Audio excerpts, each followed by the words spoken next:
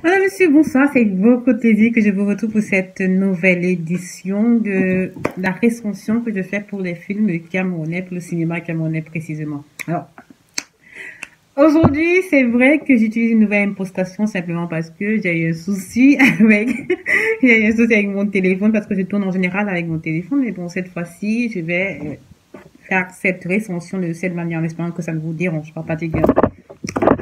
Comme d'habitude, j'ai décidé cette fois-ci de faire recension sur un film, le tout premier film camerounais qui a été justement publié sur Netflix, c'est The Fisherman Diary. Et c'est juste magnifique. Je suis tellement contente qu'enfin on a pu avoir cette possibilité-là. Je suis tellement contente qu'enfin on a pu avoir un membre du cinéma camerounais qui a imposé sa loi, on va dire, qui s'est lancé, qui est arrivé, qui a fait un pari risqué, mais qui est arrivé. Alors, ça a eu beaucoup de plaisir que j'ai fait cette recension, la recension du film de Fisherman Diary. J'ai particulièrement aimé ce film parce que, dans quelques minutes, je vais vous expliquer pourquoi j'ai aimé ce film. On se retrouve dans quelques minutes, on va, mais ça, c'est pas ça, c'est quelle histoire. Bref, on se retrouve dans quelques minutes.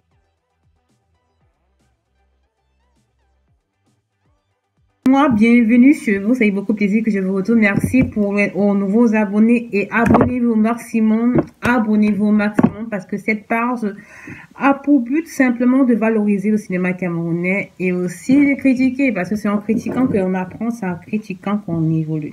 Alors pour cette nouvelle édition, comme j'ai dit plus à l'introduction à la base, c'est une recension qui sera entièrement basée sur le film de Fisherman Diary, le premier film du cinéma camerounais, le premier film de l'Afrique francophone à être publié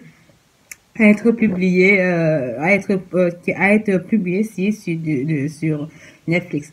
Beaucoup de plaisir, moi, ça a été un moment de pure joie, c'est un moment de pur plaisir. Je me suis dit, enfin, on y est arrivé, on a, il y a un film sur Netflix.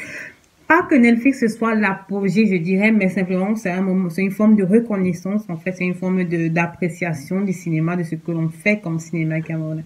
Moi, j'ai adoré. Après, je suis certaine que ce film, ne gagnera pas l'Oscar, ça c'est clair, mais ça a tellement eu son effet, a fait tellement son effet que j'ai décidé de le regarder et de le recenser. Après, je ne ferai pas 20 minutes, comme on avait dit, je ferai quelques minutes pour vous parler de ce film et je vous invite à voir, qui est un film des éditions, attendez, des éditions Conte Quintus, c'est un film des éditions Conte Quintus du côté anglophone du Cameroun.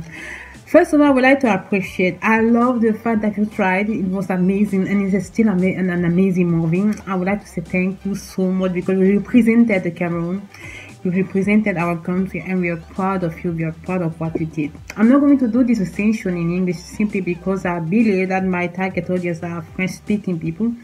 And they are supposed to understand what I mean. They need to understand where you went with your vision. They need to understand that you had a vision when you decided to create this movie, to produce and to edit and to do everything. But I just wanted to say I salute you. It was amazing. We are proud of you, and thank you so much for representing the country. Yeah, that's it. Voilà, ça a eu beaucoup de plaisir que j'ai décidé de faire cette recension pour la production Con Quintus, je pense, Con Quintus, ouais, qui est une production aussi de Enna John Scott. Ah voilà, c'est un film justement qui a été produit dans la zone anglo-saxonne du pays, anglophone du Cameroun, et que j'ai eu le plaisir de regarder sur Netflix. C'est vrai, c'est pas un film parfait. Ça, je dois le dire, c'est pas un film parfait parce que pratiquement, il y a beaucoup d'erreurs qu'ils ont fait à l'intérieur de ce film. Mais, ce qui fait la beauté de ce film, je vous dirais en réalité, ce qui fait la beauté de ce film n'est pas l'histoire. Là, il faut se dire la vérité, ce n'est pas l'histoire, en fait, qui est racontée parce qu'il s'agit de l'histoire du jeune demoiselle, du jeune femme qui vient d'un milieu très pauvre, d'une communauté de pêcheurs, en fait, qui a toujours voulu être éduquée, qui a toujours voulu aller à l'école, dont les parents n'étaient pas d'accord. Elle a dû fuir un mariage forcé, elle a dû batailler pour entrer aller à l'école, pour être éduquée, et puis elle a réussi son diplôme. Voilà. C'est pas une histoire où tu vas dire, ah, c'est la première fois que j'écoute, en fait. Ce n'est pas une histoire où tu vas dire que non, c'est une nouveauté. Non, c'est pas le cas. Ce sont des histoires qu'on a l'habitude d'écouter, en fait. Mais ce qui fait la beauté de ce film, en réalité, c'est la façon avec laquelle la façon avec laquelle cette histoire a été racontée. Ce qui fait la beauté de ce film, en fait, c'est le comment elle a été racontée, en fait, cette histoire. Ce qui fait la beauté de ce film, c'est le fait qu'on retrouve la culturalité camerounaise, en fait, qu'on retrouve l'empreinte de la culture camerounaise à l'intérieur de ce film. C'est ça qui fait la beauté. Et c'est pour ça que chaque fois je fais des recensions et je dis, des producteurs camerounais, de l'Afrique francophone, du Cameroun francophone en général, ils doivent comprendre que le cinéma permet d'étendre, en fait, de faire connaître une culture. Le cinéma permet de faire connaître les particularités, les ambiguïtés, mais aussi les archétypes d'une culture, en fait, les éléments représentatifs de cette culture. Et c'est ce qui est fait dans The Fisherman's Diary. Lorsque vous écoutez, vous voyez ce film, lorsque vous regardez ce film, vous vous rendez compte que déjà, premier impact, 1, 2, 3, 4, on se retrouve déjà dans un film qui parle en langue, en pidgin. Ça, c'est une langue typiquement camerounaise, en fait. C'est un mélange, en fait, c'est un argot typiquement fameux qui est une modification de l'anglais que l'on retrouve en général dans la zone anglo-saxonne du pays. Tout le monde qui vit au Cameroun, tous ceux qui vivent comme ça savent qu'il existe pidgin là, parce que c'est une langue qui fait partie de nous. Le fait que ce langage a été utilisé est tellement atypique, particulier, mais magnifique, parce qu'on sait que là, c'est le Cameroun qui est représenté. Et c'est ça le but du cinéma camerounais. C'est ça qui devrait être le but du cinéma camerounais. Vendre la culture camerounaise à l'extérieur. La deuxième chose, en fait, je vais aller déjà du point de vue, je voulais absolument parler de ce côté langage, là, parce que c'est sur ça que je tire énormément lorsque je parle de cinéma camerounais. Je parle énormément du problème du langage. Mais là, vraiment, j'avais tenu à commencer avec ce premier point. Alors, on va parler de la production, de la pré-production, de la production et de la post-production. On va parler des éléments qui m'ont marqué particulièrement. Premier élément qui m'a marqué du point de vue de la pré-production, c'est que ce film a été tourné au Cameroun. Parce que lorsqu'on retrouve le sable noir, le sable noir, on sait que c'est dans le sud-ouest. On sait que ça doit être probablement dans une région de Limbé. Parce que c'est à Limbé qu'on retrouve en général ce sable noir. Et ça, on se retrouve justement là dans la façon de vendre le pays, parce qu'il est rare de trouver des pays où on a justement ce sable noir là. C'est une façon de faire une publicité, une certaine forme de publicité. C'est aussi à ça que sert le pays. C'est aussi à ça que sert le cinéma, je voulais dire. C'est beaucoup de plaisir que je me suis retrouvée là, dans les berges de mon pays, de mon magnifique pays au Cameroun. C'est beaucoup de plaisir que je me suis retrouvée justement dans la culture, imprégnés dans la culture camerounaise, parce qu'ils ont justement choisi une location, un espace, en fait, un espace de tournage, un set qui est représentatif de notre culture, qui est représentatif de notre pays.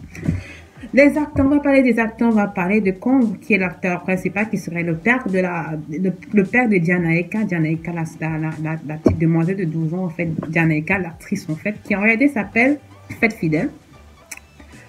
Alors, du point de vue des acteurs, en réalité, moi, je dirais qu'ils ont particulièrement la petite Fête Fidèle. Moi, j'ai été époustouflée parce que son jeu d'acteur est au taquet. C'est-à-dire, c'est difficile pour moi de dire elle a mal joué, c'est difficile pour moi de dire qu'elle a bien joué, parce que ce rôle était tellement cousu sur mesure pour elle. C'était tellement faire sur mesure pour elle, sa capacité émotive, sa capacité de renvoyer des émotions, son expression faciale, ses mimiques corporelles étaient atypiques, en fait. On avait vraiment l'impression que c'était elle, cette fille-là, en fait. C'était simplement une caméra qu'on mettait en face d'elle, c'est-à-dire c'était une caméra qu'on mettait dans sa réalité. C'est ça que j'appelle un bon jeu d'acteur. Être capable de donner l'impression au public, que en fait, le rôle, c'est ta vie, c'est toi, c'est en réalité toi qui portes ce rôle-là. Et c'est ça qui fait à ce que ce jeu d'acteur, cette actrice est magnifique. À seulement son âge, j'ai vu très peu d'actrices de son âge, en fait, très peu d'actrices, et je ne parle pas aussi des personnes d'une certaine maturité, qui ont ce jeu aussi naturel, aussi atypique. C'est-à-dire, c'est tellement bien joué que je dis chapeau. Ça, c'est chapeau.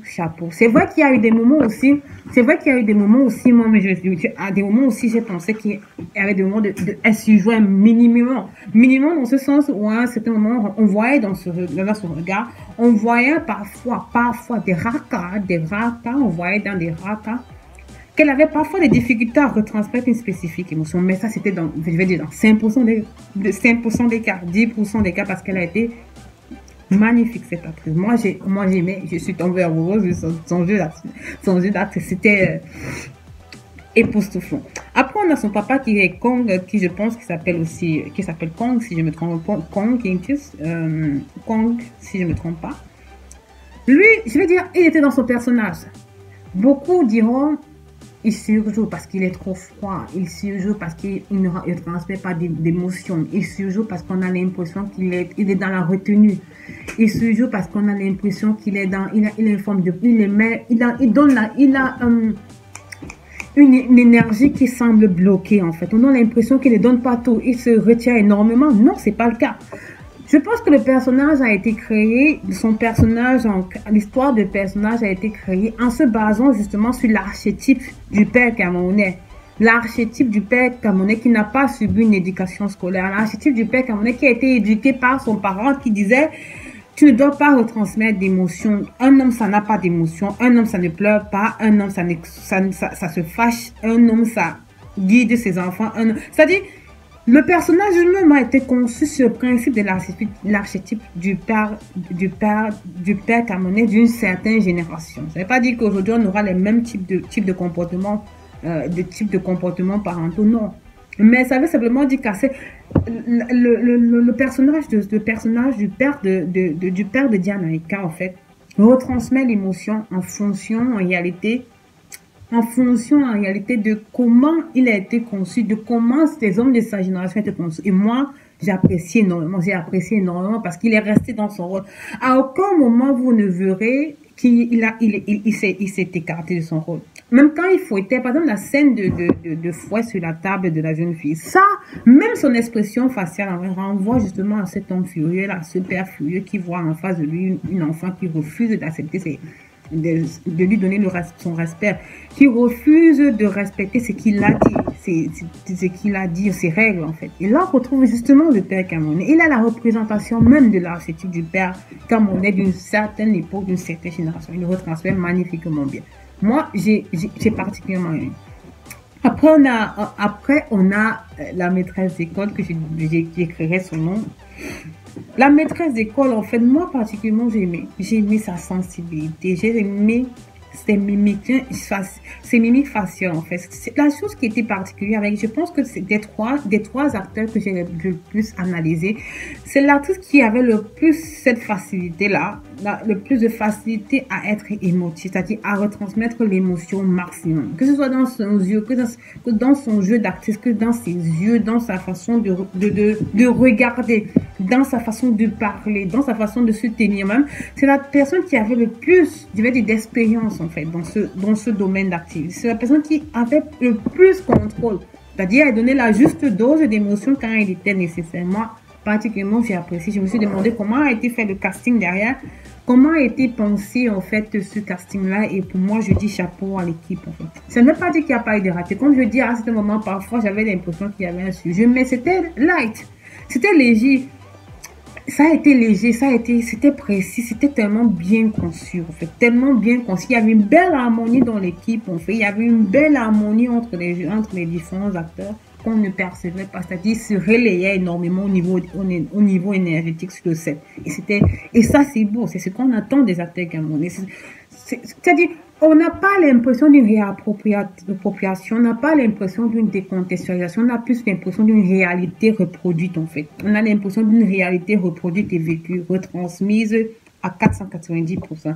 Et cela n'a été possible qu'au travers de l'aide de la production.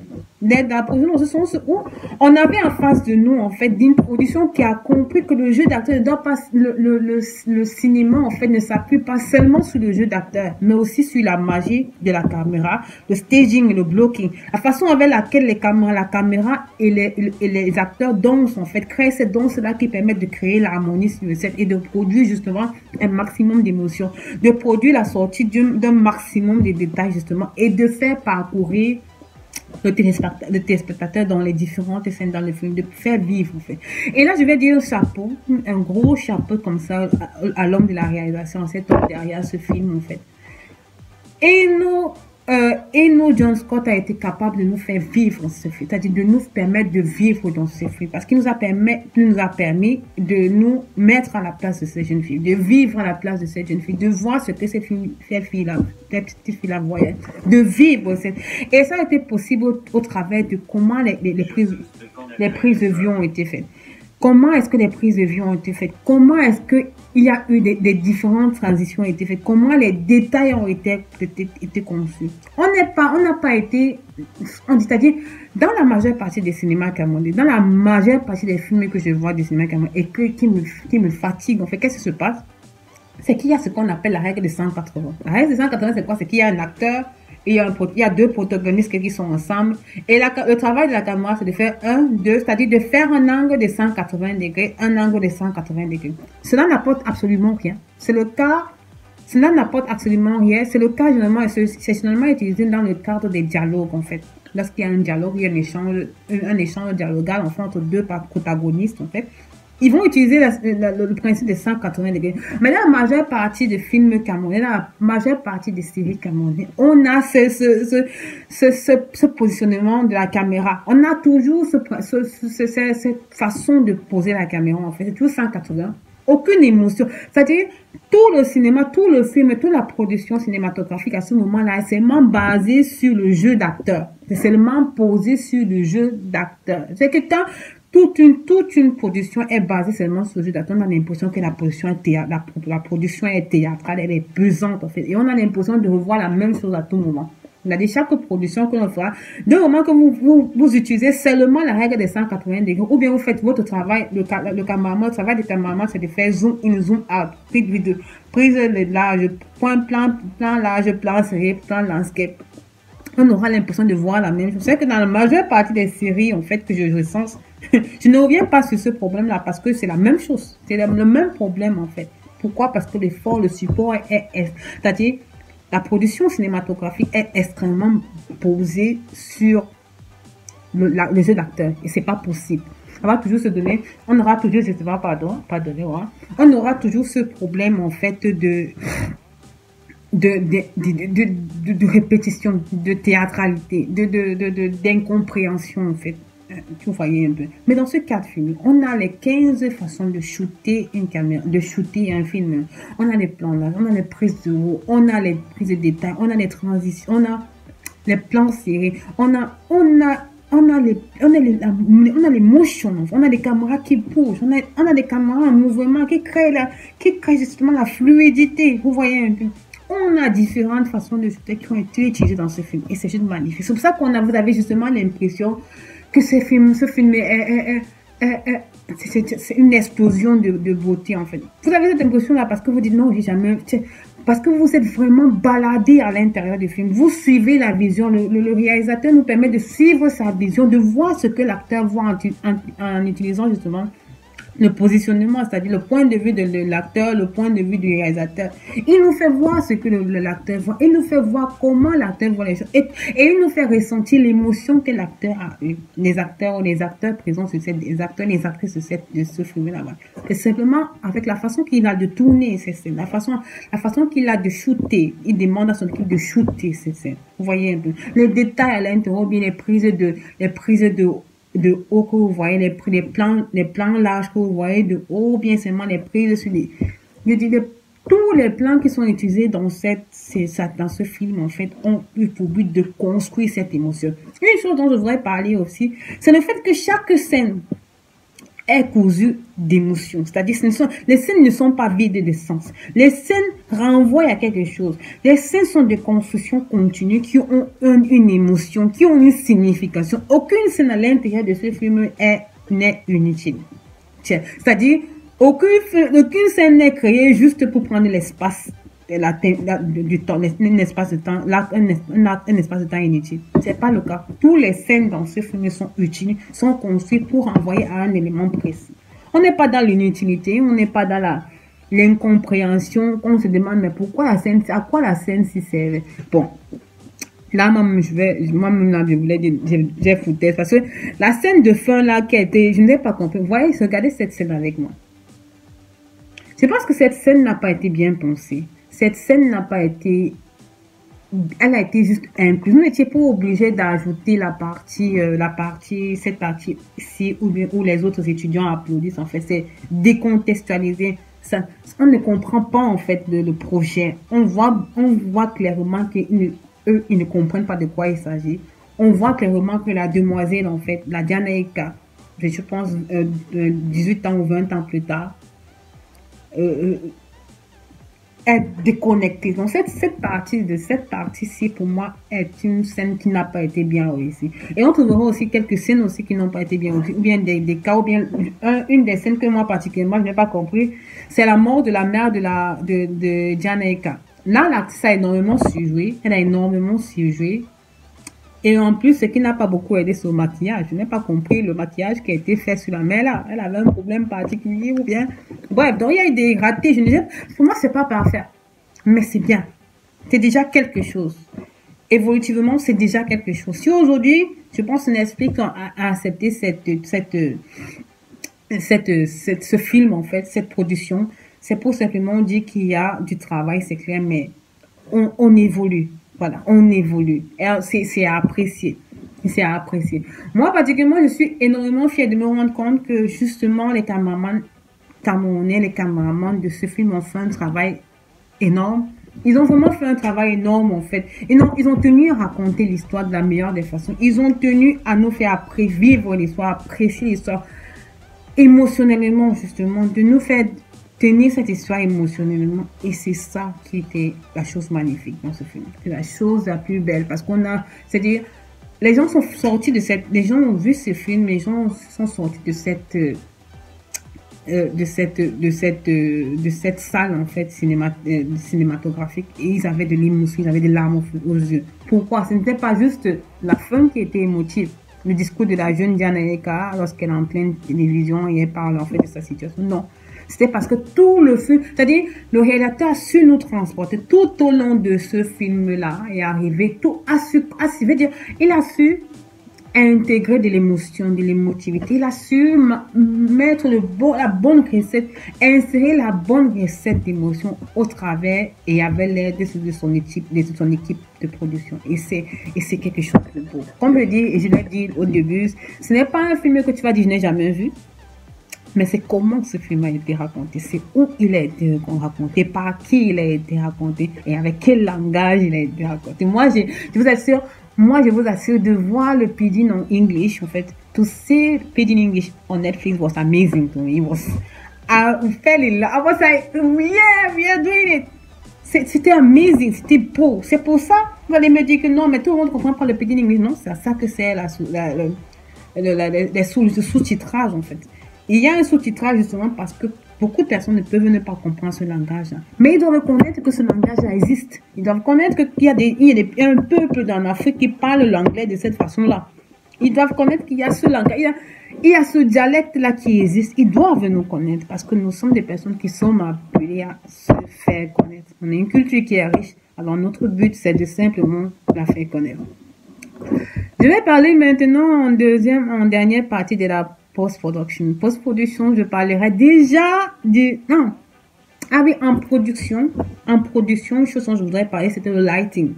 Moi, particulièrement, je pense qu'il y a eu un souci au niveau du lighting parce que lorsque les prises de vue se sont en extérieur, le lighting, la luminosité des visages, en fait, la luminosité est beaucoup plus sombre à la lumière du jour, mais lorsque ça se fait en soirée ou en espace couvert, c'est beaucoup mieux, en fait. En espace couvert, c'est beaucoup mieux. Je vais expliquer ça plus en bas. Moi, mon explication de cette situation, le pourquoi de cela.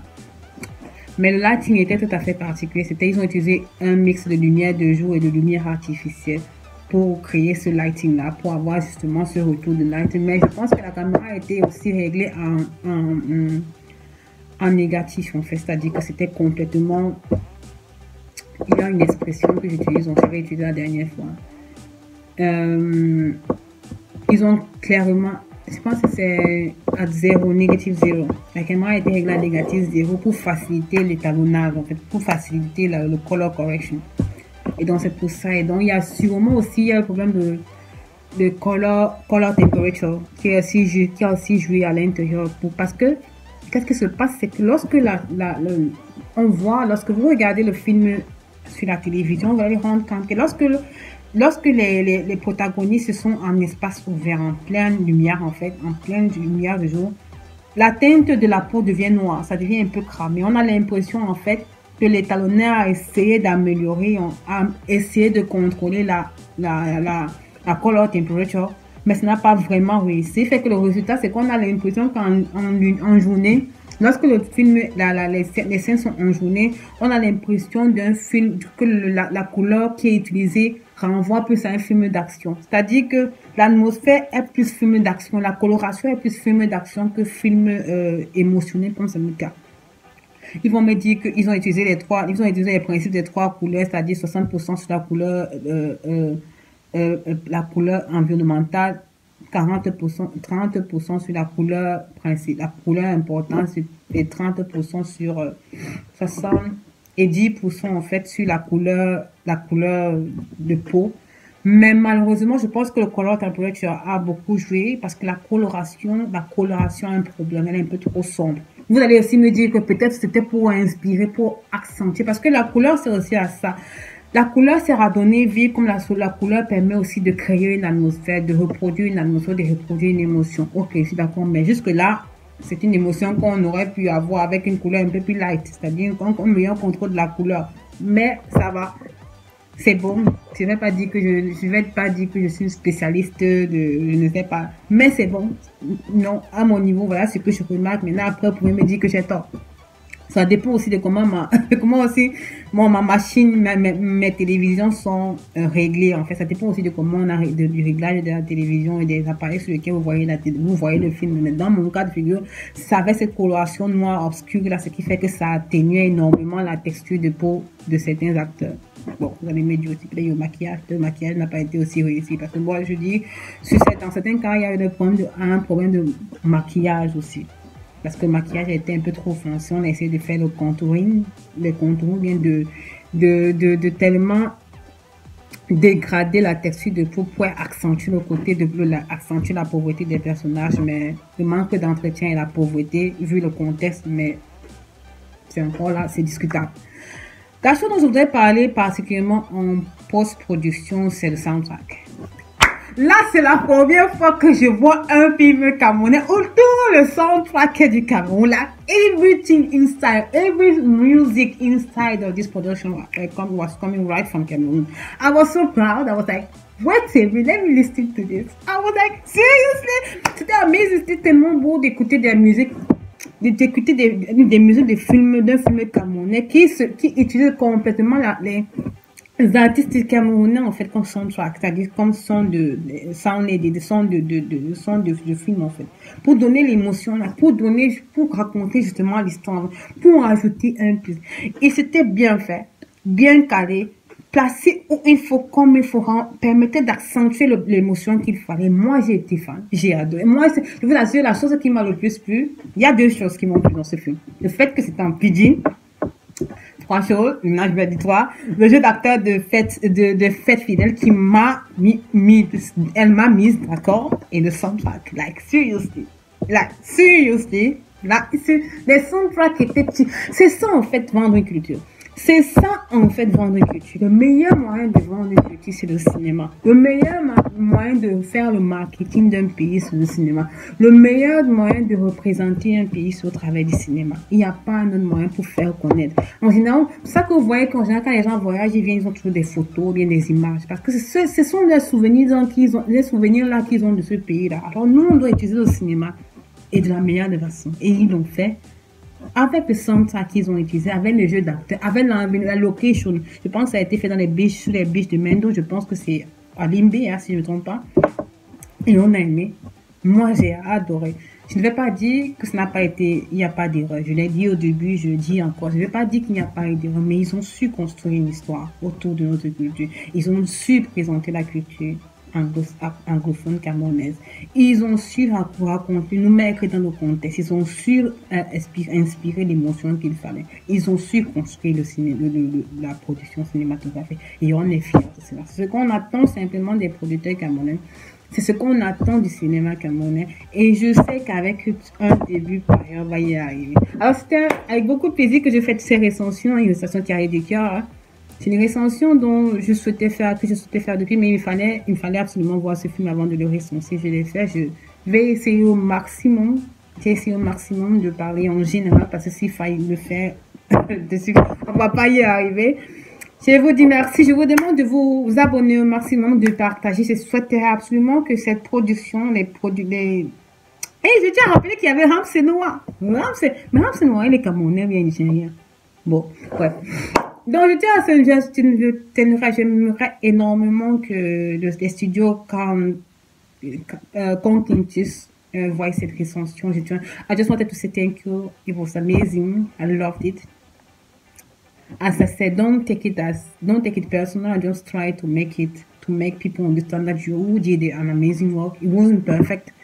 Let's say it wasn't perfect at all, but it was already something that we are proud of. So, c'était un plaisir de vous avoir. Merci mille fois de m'avoir écouté. Je vous en prie, partagez